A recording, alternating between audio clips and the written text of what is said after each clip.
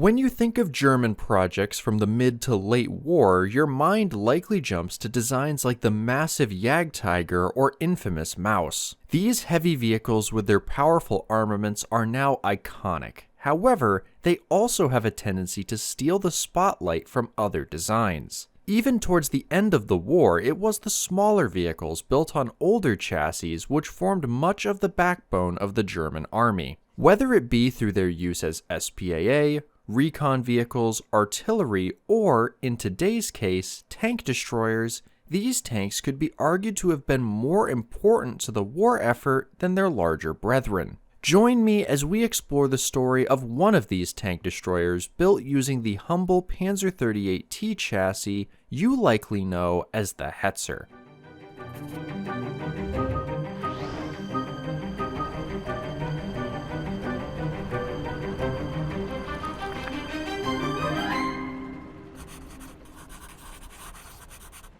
The Jagdpanzer 38T was just one of many designs built by Germany during World War II that you could consider a crossover, combining vehicles or components from different nations. Speaking of crossovers, you can experience one for yourself thanks to the new free United Force DLC from today's sponsor, World of Warships Legends. World of Warships Legends is an online multiplayer game featuring naval combat available for free on your PlayStation or Xbox gaming console. Whether you like to play as tanky battleships, fast-moving stealthy destroyers, jack-of-all-trades cruisers, or support from afar as an aircraft carrier, there is something for players of all types. Join the over 8 million players in PvP battles today using my link below to get a special welcome bonus of the American Tier 3 battleship Arkansas, the German Tier 3 cruiser Karlsruhe, 7 days of premium account, 5 common crates, some free camos, and 2 spectral vault crates which can drop more premium ships and other rare items. As I mentioned at the start, the December update also adds a cross bundle with World of Tanks Modern Armor, allowing you to get both an additional premium Tier 2 destroyer in World of Warships Legends, as well as the Tier 5 Excelsior in your tank collection. Huge thanks to them for sponsoring this portion of today's video. Now let's get back to the story of the Jagdpanzer 38T. When compared to other Jagdpanzer designs built by Germany during World War II, the Jagdpanzer 38T is fairly unique. Unlike its cousins built on the Panzer IV, Panther, or Tiger chassis, the story of the Hetzer, as it has become known, begins not with Nazi Germany, but rather the country of Czechoslovakia. Following the German annexation of the Sudetenland and subsequent collapse of the nation of Czechoslovakia during the build-up to World War II, the Germans would not just find themselves the owner of new territory, but also new military factories and equipment. Among these, one design in particular would be the first piece of the puzzle, that design being the LT-VZ-38. This tank would be pressed into service alongside the domestic German designs under the designation Panzerkampfwagen 38T, with production being continued with improved variants until mid-1942. By that point, the tank had become fairly outdated, much like the Panzer III. The chassis was still a viable platform for future armored vehicles, though. The first of these new variants would appear right before Panzer 38T production ended in the form of the Marder III. This paired captured Soviet 76mm guns with the 38T chassis in an open-top superstructure.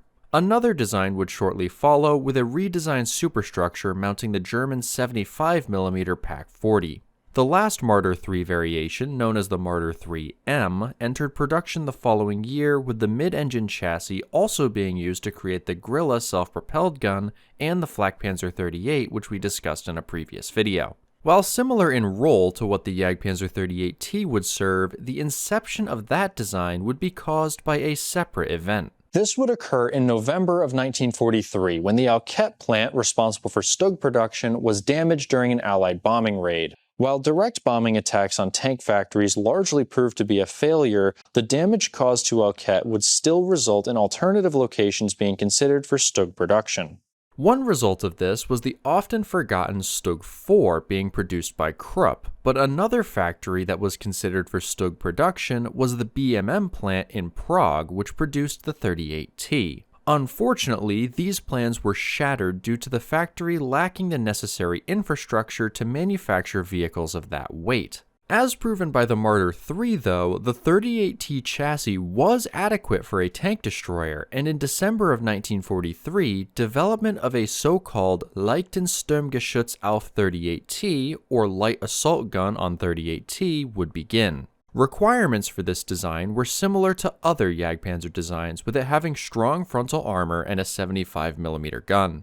Although it did utilize many components from the proven 38T, the chassis was a completely new design. On top of that new chassis was a casemate superstructure featuring angled armor all around, similar to other designs such as the Jagdpanzer IV and Jagdpanther. It was also extremely similar to the Romanian Marisol tank destroyer. Following the requirements, a full-scale wooden mock-up of this new tank destroyer was completed in January of 1944. Little would change from this model to the final design of the vehicle, with the first three being produced just a few months later in March 1944. Interestingly, although this would be the final version of the design, aside from small improvements, it was originally planned as an interim one. The final design would have utilized a Rücklaufflöser-Kanon, or recoilless gun. Not to be confused with the similarly named recoilless guns which fired rocket-propelled projectiles, this would have been the 7.5cm gun in a fixed mount. Rather than relying on a recoil system, the vehicle itself would be used to absorb it, much to the displeasure of the crew inside. 10 of these would be built for testing, as well as one being fitted with a diesel engine, but further production would not occur. Back to the standard Jagdpanzer 38T, production would continue with a total of around 2,600 being built by the end of the war, along with a couple hundred additional units built as recovery vehicles or flamethrower tanks. This production was split between two plants, with 2,047 built by BMM and 780 built by Skoda. Skoda would actually continue production of these for a time after the war for the Swiss, but before we get into that, let's take a moment to actually look at the vehicle itself. Starting at the front, this tank destroyer features 60mm, about 2.4 inches of frontal armor on the upper at a 60-degree angle and the lower at a 40-degree angle.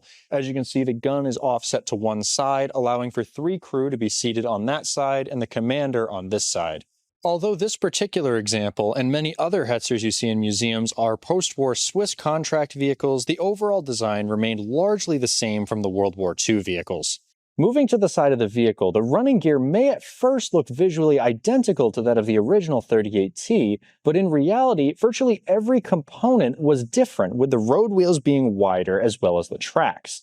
As for the side armor, it featured 20mm, with the upper side sloped at 40 degrees, and the lower with a slight slope on the inside. It also featured these side skirts, also known as Schürzen, for additional protection against anti-tank rifles. As for the rear of the vehicle, it was protected by another 20mm plate, with the roof and deck armor being much thinner at only 8mm, which is about 315 thousandths of an inch. The outside of the vehicle is only half the story though, and moving to the inside reveals more about how it actually was for the crew who operated it.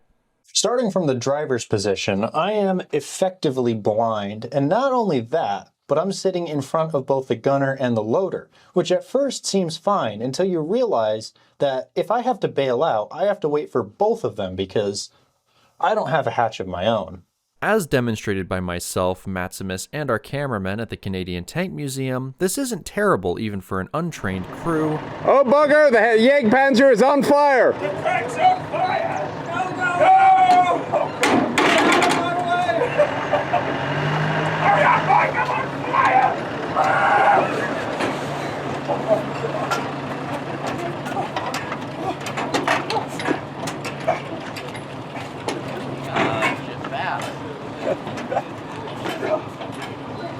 How are you going? The gun is the last. That wasn't too bad, what, 20 seconds? However, that isn't considering other factors like if one of us was injured or unconscious. As for the commander, he sits on the opposite side of the tank immediately behind the gun, with an ammunition rack keeping him company. He also has a very large hatch overhead, which is important because it's pretty much the only visibility that he gets out of this vehicle is when he's standing and looking out. The optics are not particularly good. He would also be not just directing the target for the gunner, but also the driver who would need his directions to be able to drive. Because like most tanks, the commander is more in control of what the driver's doing than the driver going off of his own visibility. Especially vital in the Hetzer because the driver can't really see much of anything. Moving back to the other side of the tank, I'm now sitting in the gunner's position behind the driver. I have the 75mm gun controls right to my front here, as well as the periscope. And then the loader would be sitting behind me here, who would be feeding the 75mm gun, as well as controlling the roof-mounted machine gun, which you control with these controls here. It doesn't seem cramped with just me sitting in here, but trust me, when you get a full crew and a full complement of ammo, it gets cramped very quickly. While crew conditions in the Hetzer were far from perfect, I can't say that it's much of a downgrade compared to the Stug 3. I'm sitting in the driver's position right now, and I don't think I could get out in a hurry if I needed to. So for as much grief as people give the Hetzer for its crew conditions, compared to the alternatives, I don't think it was really all that bad. Alright, here goes bailing out of a Stug.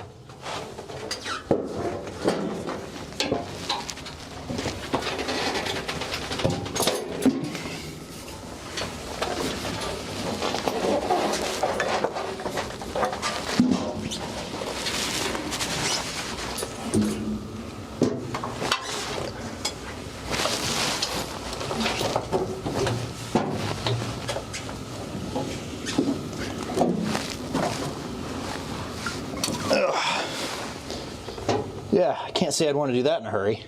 To power this small tank destroyer, it was fitted with a 6-cylinder Praga gasoline engine producing 158 horsepower at 2,600 RPM. Through the 5-speed semi-automatic transmission, this allowed the vehicle to achieve a top speed of 40 km per hour, 25 miles per hour. With this being lower than the desired 55 to 60 km per hour, 34 to 37 miles per hour, and the weight of the vehicle reaching 16 tons compared to the initial 13 tons proposed, the overall capabilities of the Jagdpanzer would suffer. The placement of the gun also brought with it significant limitations to the weapon's traverse angles. Vertically, it could achieve a reasonable 6 degrees of depression and 10 degrees of elevation, but horizontally, it was only able to turn the gun 11 degrees to the right and a paltry 5 degrees to the left. We'll discuss more of exactly why this was such an issue for the vehicle when we get into its use in combat shortly. Due to this off-center placement, it would also cause the suspension on that side of the vehicle to have increased strain from the weight. A number of small changes would be made as production of the Jagdpanzer 38T continued. While some of these were done to address problems with the design itself, others were done to simplify the production process. Two of the most notable changes would be made to the front of the vehicle, namely the gun mantlet and driver's optics. The mantlet design was changed to lighten it, going from the so-called pig nose style to the later smoother style. The difference can be seen in these photos, with this one showing the early style and this one showing the late style. A similar change was done to the driver's vision port due to the initial design having a tendency to catch shells sliding along the upper plate, allowing them to penetrate the armor. To solve this, the armored housing was removed, with the difference being shown in these photos. Alterations would also be made to the front suspension to strengthen it, as well as many other minor changes made throughout the vehicle. Interestingly, one proposed change to the vehicle would have involved Porsche redesigning the cooling system of the vehicle, with this new design reportedly using things learned from working on the Mouse project. This would never occur due to the significant alterations to the vehicle it would require, though. Despite the alterations made during the production of this tank destroyer, it was a resounding success for the Nazi war effort. With a peak of 434 vehicles built in a single month while German industry was being subjected to constant pressure from Allied bombing, the sheer volume of these which was produced speaks to the simplicity of its design and ease of construction. These would begin to be delivered to troops only 3 months after production began, with 45 being delivered to Tank Destroyer Unit 731 in July of 1944, with another 45 delivered to Unit 743 later that month. With these units, the Jagdpanzer 38T would see its combat debut on the Eastern Front. Like these vehicles, future distribution of Jagdpanzer 38Ts would see them joining Panzerjäger units. However, many would also be given to anti-tank companies within infantry units. In a way, these would perform similarly to the US tank destroyer doctrine being available to help repel enemy armored attacks. Unlike that more aggressive doctrine though, the Jagdpanzer crews would instead take advantage of the small size of the vehicle to ambush attacking units or to provide supporting fire for infantry. Due to the weak side armor, limited traverse, and poor visibility of the vehicle, using them in place of tanks was a recipe for disaster. This is exemplified by combat reports which showcase the flaws of the design we discussed earlier. One such report from October of 1944 is reproduced in the book Light Jagdpanzer by Walter Spielberger, Hilary Doyle, and Thomas Gentz, and reads as follows. Because of the meager traversing range of the gun, the Jagdpanzer's motor must be running to be ready for action. The tank betrays itself, its own crew hears nothing. It continues saying, for the action on November 15th, the Panzerjäger Company was placed too far forward. Had the enemy, as usual, begun with a preparatory artillery fire, there probably would have been losses of Jagdpanzer before the attack began. This example shows both the issue with the limited traverse and the weak side armor. Another report from December showcases the further limitations of the vehicle when used improperly. Engaging with an American unit at a range of around 40 to 60 meters, 2 Jagdpanzer 38s were quickly destroyed, following their optics being damaged and commanders being killed. Following this, the Americans advanced on the left flank and frontally with Shermans, along with infantry and anti-tank guns on the right, forcing the Germans to reposition. However, a stuck Jagdpanzer delayed the tank destroyers from following immediately. Eventually, they got the vehicle unstuck, but by this point, their infantry escort was nowhere to be found, and a decision was made to try and make a breakthrough towards a village. It isn't mentioned, but I assume this was a German-occupied village. This wouldn't matter though, as they would be opened up on by enemy guns, resulting in a loss of over 30 men and 9 of their tank destroyers. While these two examples do show how poorly the Jagdpanzer performed in some scenarios, another report from October of 1944 praises the vehicle and showcases its strengths. It begins saying, "The light Panzerjäger 38 has come through its baptism of fire. The crews are proud of their vehicles, they themselves, like the infantry, have confidence in them." It goes on to mention the good anti-tank performance of the unit, with one company destroying 20 tanks at the loss of no Jagdpanzer, and another boasting an even higher 57 kills, including 2 Stalin tanks, with no losses. The report continues giving various suggestions for how to best employ these vehicles, including the benefits the low profile provides and how to best conceal them. Thanks to the thick frontal armor, the tank destroyer proved resilient to returning fire. In order to best use this armor, the crews were to use the vehicle's reverse gears to back out of their position after firing, as turning would expose the paper-thin sides of the vehicle. If you'd like to read these and further reports for yourself, I recommend grabbing the Light Jagdpanzer book. I'll leave a link to it along with my other sources in the description. Overall, we can clearly see that the experience of the Jagdpanzer 38T was similar to other German tank destroyers, such as the Nashorn we have previously discussed. When used properly in a good position, these were devastating ambush predators capable of quickly knocking out enemy armor. However, they were not designed to be used on the offensive and were destroyed equally quickly by enemies if caught out of position. Despite the limitations of the design though, there is really no doubt that the vehicle had a successful service life. In a war of attrition like that being fought during World War II, the comparatively inexpensive Jagdpanzer 38 was capable of knocking out almost any tank fielded by the enemy. With the success of the chassis and production being fast enough to outpace the supply of guns for the vehicles, it's no surprise that several variants of the design would be introduced. Aside from the aforementioned experiments with recoilless guns, 20 of these tank destroyers were rebuilt into flamethrower tanks. These replaced the main gun of the vehicle with a flamethrower housed within a dummy barrel, something common with flamethrowing vehicles to disguise them from the enemy. Not much is preserved about the combat usage of these, but the information we do have seems to indicate they performed reasonably well. Given they retained the good frontal protection of the base vehicle, this is not much of a surprise for a vehicle used in a supporting role against primarily soft targets. Another variation of the design saw it modified to house a 15cm howitzer for use as a self-propelled gun. Photos of a prototype for this design show the roof removed and a modified frontal plate, as well as a taller superstructure surrounding the new armament. How many of these were built and if it saw any service is unclear, but if they were, it is likely they would have performed similarly to the existing Grilla self-propelled gun built on a similar chassis. Likely the most important of the variants built, though, is also the most overlooked. The Bergepanzer 38T may seem insignificant, effectively being an unarmed Jagdpanzer, but were vital for keeping their combat-equipped brethren in action.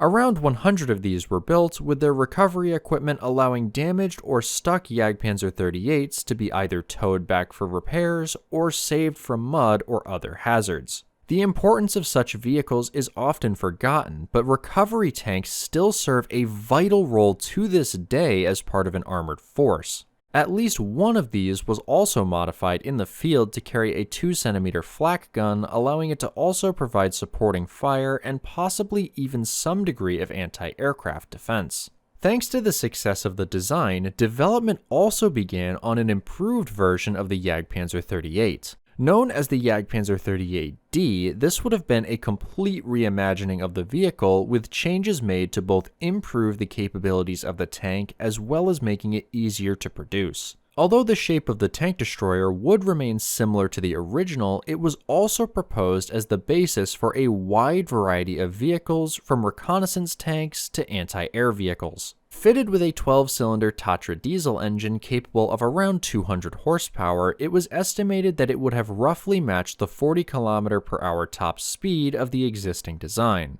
Post-war interviews with various Germans involved in weapons production show that this was not just a paper panzer, with plans for the 38D to continue alongside the Jagdpanzer 38T, with the 38D production replacing both the Panzer III and IV as factories completed production of those now obsolete chassis. In a theoretical 1945-46 German army, this would have left the 38D as a sort of universal light chassis alongside the heavier Cats, which would have also remained in production. The full story of the 38D is much too long for this video though, so I'll save it for a future episode. Be sure to subscribe so you don't miss when I post that one. Back to the Jagdpanzer 38T, it would see service beyond just the army of the Third Reich. During World War II, this would include the Hungarians, with 75 of these vehicles delivered between 1944 and 1945, seeing combat during the final months of the war on the Eastern Front. Romania was also to receive a small number of the vehicles, however, this would not occur due to the demand for vehicles within the German military. A single vehicle would also be used by the Polish during the Warsaw Uprising. You can learn more about the story of that particular vehicle in the detailed article published by Tanks Encyclopedia, which I'll link below. Following the end of the war, several nations would continue the service life of these vehicles, with the Czechoslovakians themselves both operating and producing further vehicles. This included a unique prototype flamethrowing vehicle, although this would not enter production. Around 160 Jagdpanzer 38s were exported to the Swiss, with these staying in service for several decades after World War II. Early examples of these were even built using World War II production parts, with even the later production vehicles being almost identical to the original Jagdpanzer 38Ts. The main difference visually is the inclusion of a muzzle brake, something originally tested on the World War II vehicle, but removed due to the large amount of dust it produced. You may know these Swiss examples as the G13, however, this was not a designation specific to Switzerland, with it actually being the factory index number used by Skoda even during World War II. Speaking of names, you have likely noticed that I've been using both the names Jagdpanzer 38T and Hetzer in this video. I'm sure at least some of you have already rushed to the comments to correct me. However, the name is not as fictional as you may have been led to believe. Although it is true that the name Hetzer was never officially used for the Jagdpanzer 38T by Germany, That does not mean it wasn't used at all. Several documents have been recovered showing that it was indeed used during the war by Germans as a nickname for the vehicle, with the term often being translated as Bader. So if you see anyone in the comments saying it was never called that, be sure to reply to them with a timestamp to this portion of the video, as they clearly didn't make it this far. Thanks to the large number of vehicles produced both during and after the war, there are many of these little tank destroyers which survive today, including many which are still operational. I've personally seen several of these, including the one at the American Heritage Museum, the one at the Canadian Tank Museum, and the one currently being restored at the Borden Military Museum, which are all featured in this video. Odds are, if you live anywhere near a reasonably sized tank museum, they have either an original Hetzer or one of the Swiss vehicles in their collection. It would be a lie to call the Jagdpanzer 38T a failed design, with both the rapid production and success in combat to consider. The fact that the Hetzer remained largely unchanged from the initial design to even post-war production further proves it was a solid piece of engineering. However, we must also consider that a vehicle being successful does not mean it cannot also be heavily flawed. The Hetzer may, in my opinion, be one of the best examples of a vehicle cursed by its own design, proving that even one plagued with issues can still be a good option in the right circumstance. From it being effectively blind without the commander to the limited traverse forcing the crew to rotate the vehicle, leading to breakdowns, there is no denying that it was far from the best design. The fact remains, though, that for Germany at this point in the war, it was certainly one of the best options, and certainly a better option than a towed anti-tank gun, and offered better protection, especially from aircraft, than a similarly equipped open-topped vehicle. So what do you think of the Jagdpanzer 38T? Was it an overhyped last-ditch attempt at a tank destroyer, or was it a rare example of a German vehicle that was actually cheap and effective? Let me know down in the comments, and if you want to see this vehicle for yourself, be sure to come check it out at the American Heritage Museum in Massachusetts, where you can see it both on display and in action during some of their events. Be sure to also check out World of Warships Legends using my link to try it on your Xbox or PlayStation with your special welcome bonus and the cross bundle with World of Tanks Modern Armor. Thanks again to them for sponsoring a portion of this video. Huge thanks, as always, to my ConelyFans who similarly support this channel, as well as all of you who have grabbed some of my merch. If you're watching this before January 5th, there is still time to grab both my new Flammpanzer design or any of my other designs using the code CONEWINTER to save on your order. Thank you all so much for watching, and if you enjoyed this video, be sure to like it and subscribe so you don't miss future episodes. If you still need more convincing, consider checking out one of these videos on your screen now. Hope to see you there, or in my next video.